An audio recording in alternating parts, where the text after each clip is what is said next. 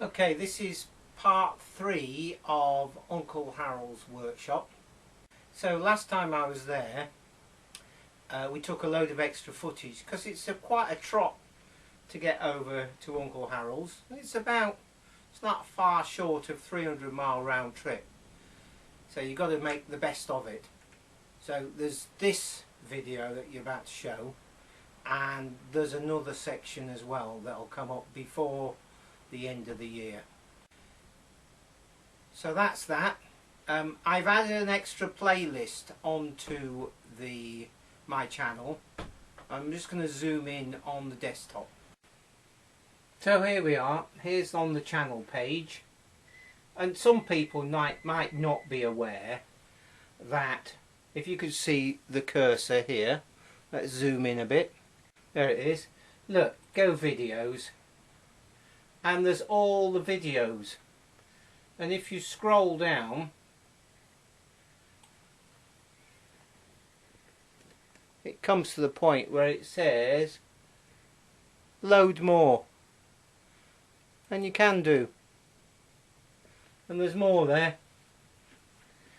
And maybe I'm stating the obvious, but it's amazing how you do a video about something.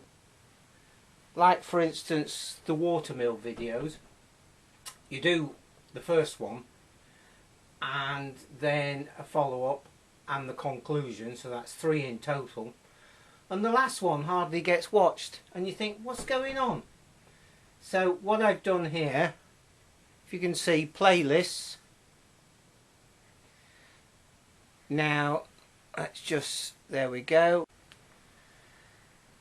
There's the playlist for generating electricity with a watermill. Now you can either click on there, it says play it all, or click on the title and it comes up with the list.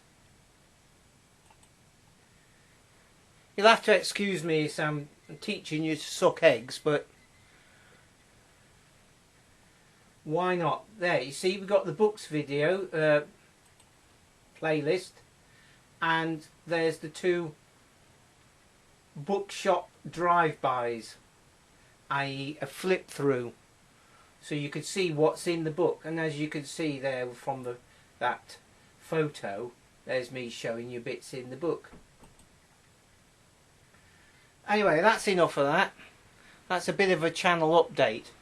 Now on with Uncle Harold's workshop part 3, where we're going to be looking at his homemade milling machine. Last time we didn't look at this milling machine. What do you want me to do? Well, hang on, Harold. So Harold's going to tell us about it in a moment, but first of all we're just going to have a look at the drive mechanism, because there's a motor on the top there, and at the back end of it there's a belt drive down to reduction gearbox. There's the electric motor and the belt, and just down there's a pulley with a reduction gearbox on it. So when did you make this milling machine, Harold? I believe this one would have made actually immediately after I retired. This was one of the later things I did. Yeah? One of the later things I did. Right. Once I retired I had more time to play about with things. Yeah. And this was one of the later things I did. Right. You've still got the round plugs and Bakelite switches though. Oh yes, oh yes. Yeah. Oh yes, it's still all the old-fashioned switches and whatnot. They were all available, and so it's really been made out of channel irons and all sorts of odds and ends. Yes. To make up a machine. Right. We can see the gearbox, if I can just get to it. Yeah. Is right under there at the back. The gearbox is at the back. The electric motor's on top, of course. Yeah. With a belt drive down to the gearbox at the back. Yeah. Which is just there. In line with the spindle. Right. And is that spindle, is that part of the gearbox? Oh no, that's something that just plugs into the gearbox, pushes into the gearbox on a spline. Oh, perfect. Yes. So that's all removable. Yes. Yes. Do you want to explain the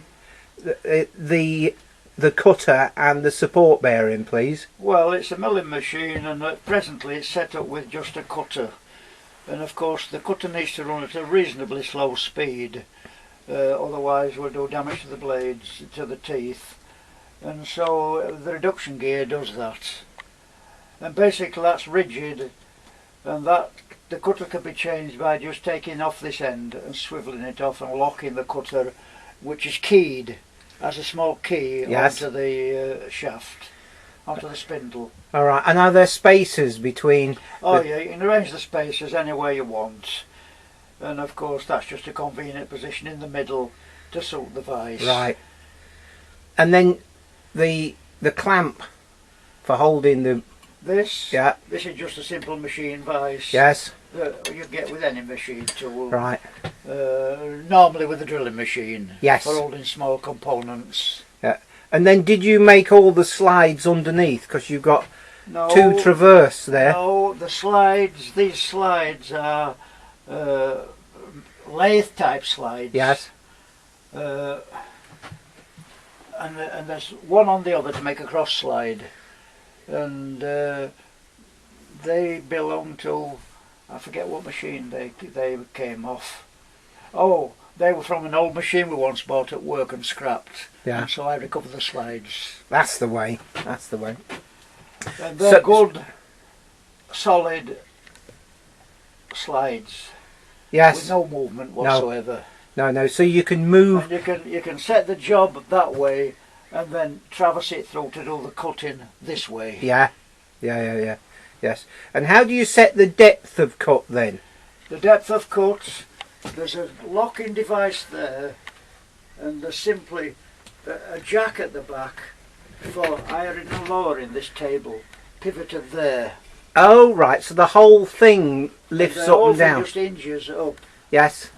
And then once it's in the position you want it, you lock it to give rigidity. Yes. With that, so it's rigid there and it's rigid there, so there's no movement of that table at all. Right. So you can get a clear cut right through. Yes.